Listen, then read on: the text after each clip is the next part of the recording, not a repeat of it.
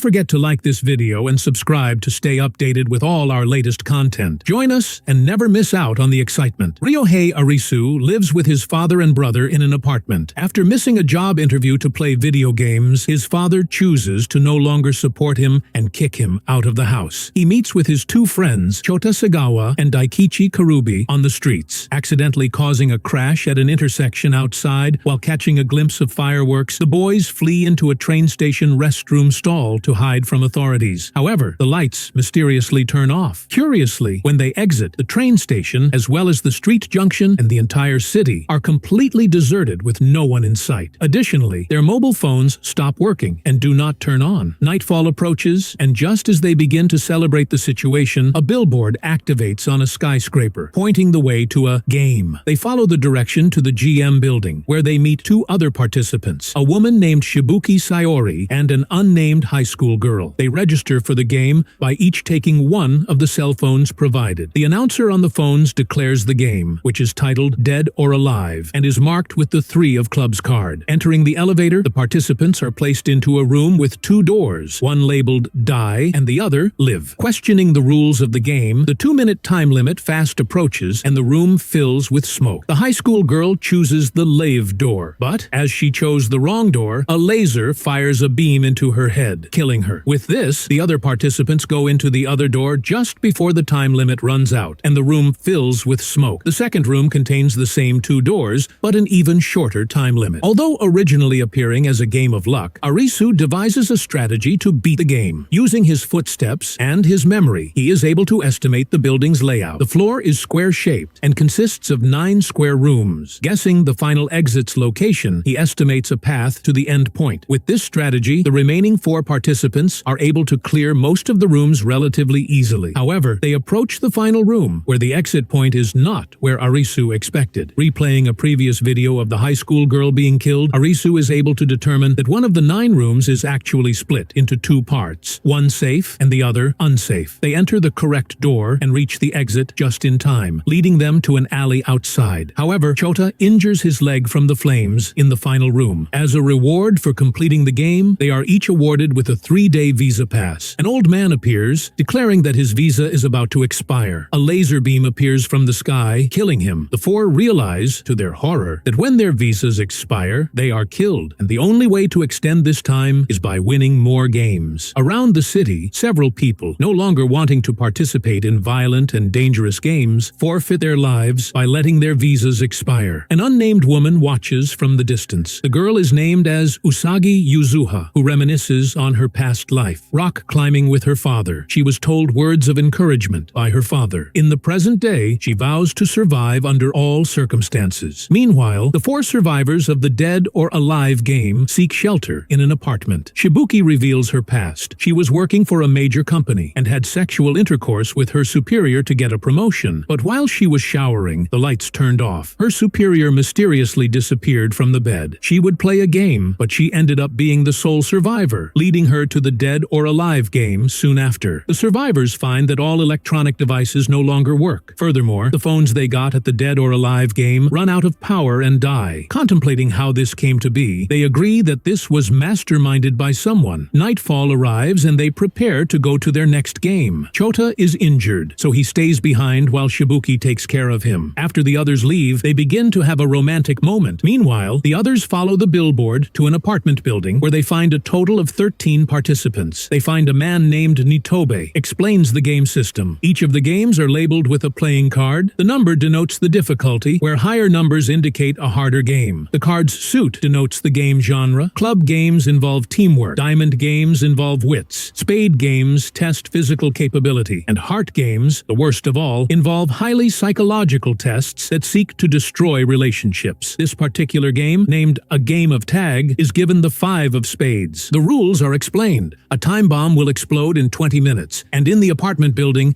there is one safe room that shelters players from the explosion. Players must locate the safe room while also avoiding being eliminated by the tagger. The game begins and players are granted 2 minutes to disperse before the timer begins. After the 2 minutes are up, the tagger, who is wearing a horse mask, appears armed with a machine gun to shoot participants. Several of the slower participants, including Nitobe, are killed by the tagger, and one contestant, who attempts to escape the building is killed by laser. The remaining participants devise a plan to survive this game. When they see the tagger, they shout out the tagger's location to the other participants so they could get away in advance. While some try to confront the tagger head-on, others such as Arisu search for the safe room. Karubi and another participant battles fiercely against the tagger, both being injured in combat. Arisu remembers one particular door that the tagger defended especially strictly. Deducing that it must be the safe zone, he goes to the door and meets the white-haired guy named Chisha. They enter only to be ambushed by another tagger. While Chisha takes on the tagger, Arisu looks for another way to win the game. Arisu comes across two buttons that, when both pressed, will clear the game. Usagi joins him, and they each press a button, stopping the bomb from detonating with only 1 second to spare. The taggers are unmasked, revealing they are ordinary people wearing a collar. The collars detonate, killing them. Karubi finds a radio in the pocket of their tagger, repeating the message, "The answer is in our hands. Return to the beach." In the uneasy tranquility of the apartment complex, Arisu finds himself morally conflicted after killing the tagger. Usagi gives him some words of encouragement, though before parting ways. At the apartment, Shibuki and Chota realize that their visas are fast expiring and they must play the game that night, then look for the beach the following day. When nightfall arrives, the billboards lead the four of them to Shinjuku Botanical Garden. Upon entering, they register by each putting on a helmet, with goggles, headphones, and a collar. The announcer reveals the game as Hide and Seek, rated with the 7 of hearts. They realize, to their horror, that this game was a dreaded hearts game, which would involve betrayal and playing with others' hearts. The rules are explained. One player is the wolf, and the others are lambs. When a lamb locks eye with the wolf, they become the new wolf. At the end of the game at 15 minutes, the collars of the lambs will explode, leaving the wolf the only winner. They are quick to realize that as the wolf would be the only survivor, they were the ones who had to hide from the lambs. Shibuki becomes the wolf and runs away from the others. She gets into a violent skirmish with Karube, during which she accidentally makes Arisu the wolf. Arisu flees and hides from the others. Karube searches for Arisu, and Chota restrains Shibuki. While in hiding, Arisu attempts to find a way to remove his helmet using tools, but fails, fearing that it would explode with interference. After reminiscing on his past memories with Karube and Chota, Arisu decides to forfeit his life so another player could survive. He comes out to give the wolf role to another player, but the other players all decide to sacrifice their lives for Arisu instead. They hide from Arisu so they would not become the wolf, and in their final moments reflect on their happy memories together. The timer ends and their collars detonate, killing Karubi, Chota, and Shibuki, and leaving Arisu the winner and sole survivor. Usagi passes Arisu, who is lying face down on the pavement in grief. She reflects on her past life. Her father was once a mountaineer who became famous for his no-oxygen climbs. However, rumors surfaced that his climbs were staged, and he used an oxygen tank during his climbs, so he decided to climb a mountain alone without oxygen. He would go missing after this climb, and suspicions of suicide arose. Back in the present day, Usagi takes care of Arisu in her shelter. She thanks Arisu for arguably saving her life during the game of tag, and they prepare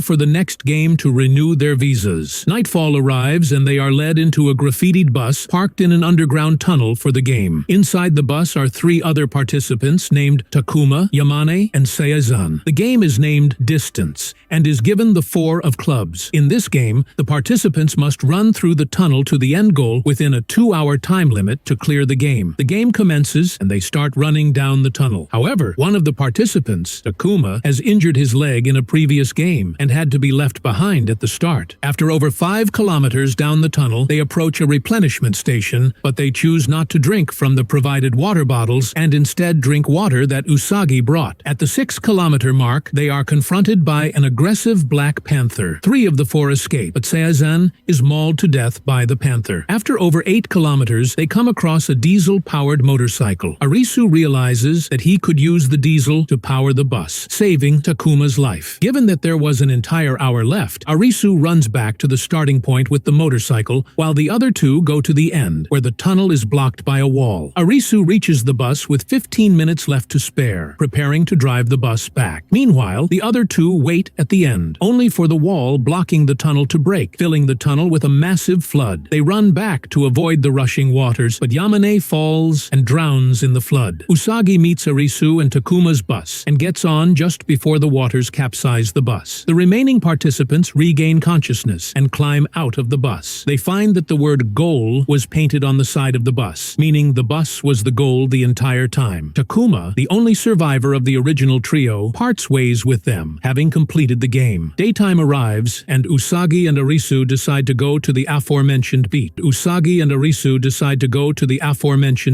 They bike across a bridge to go there. Nightfall arrives, and Arisu and Usagi have yet to locate the beach. Arisu only has 3 days remaining on his visa, so he is running out of time to find the beach. The next day, he hunts for animals, and that night spies a group of people playing a game. Given that they have the same wristband as the man from the tag game, they deduce that they must be affiliated with the beach. After the game ends, they follow the surviving competitors to a hotel labeled The Beach. However, they are captured by patrollers. Arisu and Usagi wake up to find themselves in front of the beach's leader, an eccentric man named Hatter. Hatter explains that if one person were to collect all 52 playing cards from the games, they could return to the original world. Hatter founded the beach so they could collect the cards as a group, allowing them to return to the original universe. Arisu and Usagi are forced to join the group and forfeit their 7 of Hearts card. The beach throws a lively pool party during the day and a raucous dance party at night. Once nightfall arrives, the group splits up into 5 major groups to each play a game around the city. One group is sent to a carnival to play the 6 of Spades game, Beast Hunter. They battle various wild animals such as tigers. One group is sent to a power plant to play the 2 of Clubs game, called Hunting Competition. One group plays the 2 of Spades Human Elevator game, where they hold onto the bottom of an elevator as it rises. Usagi's group is sent to the 10 of Clubs Bingo in the Match Factory game, where they must use matches to find numbers to fill up a bingo card. Finally, Arisu is placed into the 4 of Diamonds game, Light Bulb. In this game, participants are placed in a room with rising water and electrical wires hanging above. If the players are too slow, the water will touch the wires, electrocuting all players. In an adjacent room are 3 switches, one of which turns on a light bulb to win the game. With the door open, players can only flip a switch once, but with the door closed, players can flip switches as they wish. Arisu plots out a strategy to figure out which switch turns on the light bulb. He flips switch A with the door closed, so he does not know whether it is the correct switch or not. He then flips switch B with the door open, so he is sure that this switch is not correct. Lastly, a participant touches the light bulb. Because the light bulb is hot, Arisu deduces that the bulb was on when switch A was flipped. Shouting out that switch A is the correct answer, he clears the game. After the games are complete, Arisu returns to the beach and meets with Usagi, who also completed her game. He gets into a minor skirmish with Aguni, Hatter's lead militant and the fighter from the tag game, but Hatter breaks up the conflict, summoning all executive officers to his office. There, it is revealed that the beach has gained 5 new cards from the games. The only cards left are the 10 of Hearts and all of the face cards. Arisu then speaks privately with Hatter. Hatter reveals his unstable self, discussing the new beach and how his old comrades abandoned him. He sees himself as the one and only hero and tells Arisu that heroes need tragedies to move forward. Arisu continues to live under Hatter's utopian beach, but finds corpses of people who have been killed for betraying Hatter. He also finds that Quina and Chishia are planning a coup at the beach to steal the cards and return to their original universe. Suddenly, Hatter himself dies after supposedly getting shot during a game. Although his death is kept secret from the public, the executive members suggest holding a vote to elect the beach's new leader. 2 of Aguni's militants, an eccentric swordsman named Last Boss and a gunner named Niragi, threaten the members into voting for Aguni. This works, and Aguni becomes the new leader. As per tradition, Aguni opens a black envelope containing the code to the safe containing the playing cards. Although only Aguni sees the code, Chishia watches and infers the code, 8022. He then instructs Arisu and Usagi to steal the cards. Usagi keeps guard of the area while Arisu enters the apartment and finds a safe. However, Chishia betrays them both at the last minute, sending the Niragi and the militants to capture them. Arisu is left bound to a chair, so he would be killed once his visa expires. Meanwhile, Usagi is dragged into a bedroom and restrained as Niragi prepares to rape her. However, Chishia, after using Arisu as a decoy, finds the real safe, which is hidden behind a painting, and takes the cards. However, before Chishia and Quina could leave, a new game is hosted at the beach, the dreaded 10 of Hearts. Members assemble at the lobby to register, and this time there are enough phones for all members to register. Usagi escapes Niragi and takes a phone, but Arisu remains tied to the chair. The rules are explained. A girl named Momoka is dead on the floor, having been stabbed with a knife. In this game, titled Witch Hunt, the players will need to find the witch responsible for killing her and throw her into the fire of judgment. With a 2-hour time limit to find the culprit, the players begin to blame each other. Aguni carries out a violent new strategy for this game: slaughter innocent people until the witch has been killed. With this, Aguni, Niragi, Last Boss, and the other militants slaughter the lesser beach members with firearms and swords, throwing their deceased bodies into the fire of judgment. Last Boss sets fire to the hotel by setting kerosene and gasoline ablaze, luring the people out so Niragi can snipe them down from the rooftop. Niragi's past is revealed. He was brutally bullied in his youth by other teenagers who would strike baseballs in his face. Suddenly, Niragi is confronted by Chishiya. They get into a brief fight, with Chishiya setting Niragi on fire with a flamethrower and sending him falling off the roof. Anne and Quina employ a more diplomatic strategy. Using Anne's forensic skills, she could using fingerprinting to find the culprit. However, as they exit the lab, they are confronted by Last Boss. Quina takes on Last Boss while Anne flees, goes to the body, and takes the knife for analysis. Quina takes on Last Boss unarmed, being beaten by him. Quina reflects on her past. In her childhood, she was a boy named Hikari, who trained in martial arts with his father. However, after Hikari took an interest in makeup and feminine things, he was kicked out of the house. He would transform into a girl and visit her mother later on, who commented on her beauty. Last Boss also reveals his past. When he was transported to the world, he decided to fully embrace the world and forfeit any desires of returning to the original world. He received his face and body tattoos as a complete rejection of his past. In the present day, Quina uses her martial arts skills to defeat Last Boss, leaving him unconscious. Meanwhile, Arisu remains bound to the chair while Usagi and 2 other people search for him. Arisu frees his mouth from the tape, allowing him to scream for help. Usagi hears, enters the room, and frees Arisu. After being briefed about the game, Arisu thinks about who the witch is and manages to deduce who the witch is. Aguni and the militants prepare to massacre the people in the lobby, but Arisu stops them, having proposed a solution to the game. He reveals that Aguni was really Hatter's killer. They were originally best friends, but Aguni became concerned when Hatter became corrupted by the beach's utopian ideals. The last straw was when Hatter massacred a group of people for keeping their cards instead of giving them up. Hatter added the 3rd rule, death to the traitors. When Aguni voiced his concerns, Hatter turned on him, forcing Aguni to shoot him in the chest, killing him. Aguni checks Hatter's gun, finding out it was unloaded, and cries, realizing that the Hatter wanted to die by his best friend. Upon the discovery, Aguni begins to mercilessly attack the beach members, wanting to destroy the false utopia that Hatter created. Although Aguni admits to being the witch, Arisu points to the real witch. He considers that the witch was Momoka herself, theorizing that she killed herself to initiate the game. Although Aguni violently denies this claim, a woman named Asahi reveals that she is a dealer for the game. She is killed for revealing this, confirming that dealers were indeed among the players. Furthermore, Anne appears with the same conclusion as Arisu after examining the knife, revealing that the grip was reversed, meaning Momoka held the knife to her own chest. With 3 minutes left, the players work to carry Momoka's body to the fire of judgment, but Niragi appears, having survived the fall, vengefully massacring the members of the crowd. Aguni sacrifices himself by tackling Niragi into the fire, saving the others from dying. With little time left, the players throw the body into the fires, clearing the game. However, they are forced to evacuate as the entire resort sets fire, all of them coming to the face that the beach utopia is gone. Upon seeing some of the militants have survived, Usagi, in a fit of rage, attempts to kill some of them for what they did, but Arisu calms her down, saying that too many lives have been taken already, and that all of them have to work together to escape the Borderlands. Meanwhile, in the burning resort, Chishiya and Quina takes the 10 of Hearts card, now having obtained all the numbered cards, pondering what will the face cards be like. Elsewhere, the last boss contemplates that the Borderlands is a mirror to the real world, and allows himself to burn to death, relieved that he was able to live. Arisu and Usagi watch a video recorded on Asahi's phone. This reveals that Asahi and Momoka became dealers and helped operate the games. In the video, they went into an abandoned subway tunnel and into a secret lair where the games are managed by more dealers. With this, Arisu and Usagi decide to go to the lair themselves. Entering the lair, they find the dead bodies of the dealers. Chishiya and Quina also appear, also having located the hideout. Suddenly, the monitors turn on, revealing the game's true mastermind, Mira. Mira shows excitement as all the numbered cards have been found, but as of present, the next stage of the games would start where players would have to fight for the face cards. As promised by Mira, the next stage commences the next day at noon, with fireworks exploding and blimps with banners of the face cards. If you enjoyed this video, don't forget to like this video and leave a comment below, and subscribe to the channel for more content. Thanks for your support. See you in the next video.